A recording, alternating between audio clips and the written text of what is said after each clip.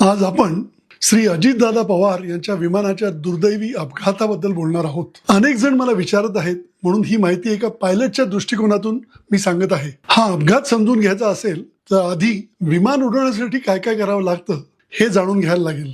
बारामती जवळ एक लहान विमानतळ आहे। इथे फक्त प्रशिक्षण होतं आणि चार्टर विमानं येतात। इथला रनवे लहान आणि अरुंद आहे, म्हणजे मुंबईच्या रनवेच्या मानाने याची रुंदी आणि लांबी दोन्हीही जवळजवळ निम्मी आहेत। हा रनवे एका पठारावर आहे, म्हणजेच टेबल टॉप। त्याचा अर्थ असा की सगळ्या बाजूला उतार आहे। बारामतीमध्ये एअर ट्रॅफिक कंट्रोल नाही, रडार नाही आणि हवामान तज्ञ देखील नाहीत। पायलट इथे फ्लाइंग करताना फक्त रेडिओवर संपर्क करू शकतात, दुसरं काहीही नाही। तिथल्या 2 फ्लाइंग स्कूल मधले प्रशिक्षक लँडिंगसाठी येणाऱ्या विमानांना हवामानाची माहिती अंदाजे सांगतात। इथे इन्स्ट्रुमेंट लँडिंग सिस्टम नाही, म्हणजे लँड करणाऱ्या पायलटला तो रनवे दुरूनच दिसला पाहिजे। अपघाताच्या दिवशी सकाळी दृश्यमानता म्हणजे व्हिजिबिलिटी 3 किलोमीटर होती। दृश्यमानता म्हणजे किती दूरवर स्पष्ट दिसतंय याचा अंदाज।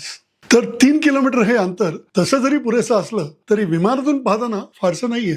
लँडिंग रनवेची दिशा होती 1-1 म्हणजे 110 डिग्री। त्याचा अर्थ काय? विमान साधारण पूर्वेकडे जात होतं, म्हणजे पायलटच्या चेहऱ्यावर प्रखर सूर्यप्रकाश पडत होता। रात्री गाडी चालवताना समोरच्या गाडीचे हेडलाईट आपल्याला त्रास देतात ना, तसाच प्रकार। त्यामुळे रनवे दिसणं आणखीच कठीण झालं असणार। पायलट्सनी लँड करायचा प्रयत्न केला, पण रनवे दिसला नाही, म्हणून त्यांनी गो अराउंड केला। हा एक सुरक्षित आणि योग्य निर्णय होता।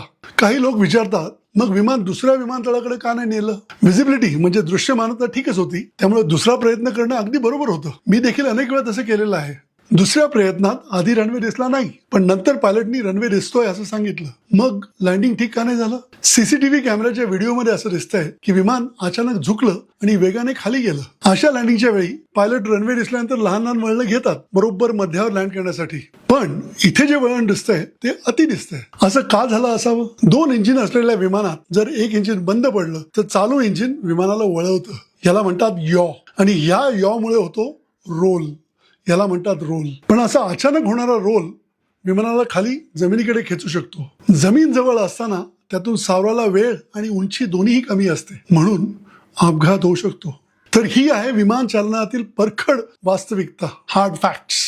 त्यापेक्षा कमी जास्त काहीही नाही। नेमकं काय घडलं हे फ्लाईट डेटा आणि कॉकपिट व्हॉइस रेकॉर्डिंग सांगतील। विमानातली प्रत्येक गोष्ट म्हणजे उंची, वेग आणि इंजिनचा आरपीएम वगैरे सगळं रेकॉर्ड होत असतं, आणि तसंच पायलटचं बोलणं देखील। त्या गोष्टीला ब्लॅक बॉक्स म्हणतात। ते सापडलेलं आहे आणि त्यावरून तज्ञ लोक आपल्याला सांगतील नक्की काय झालं। तोपर्यंत तर्क वितर्क नकोत आणि कसलेही निष्कर्ष नक्कीच नकोत, कारण सर्व शोकाकुल कुटुंबियांच्या भावनांचा आदर आपण केलाच पाहिजे।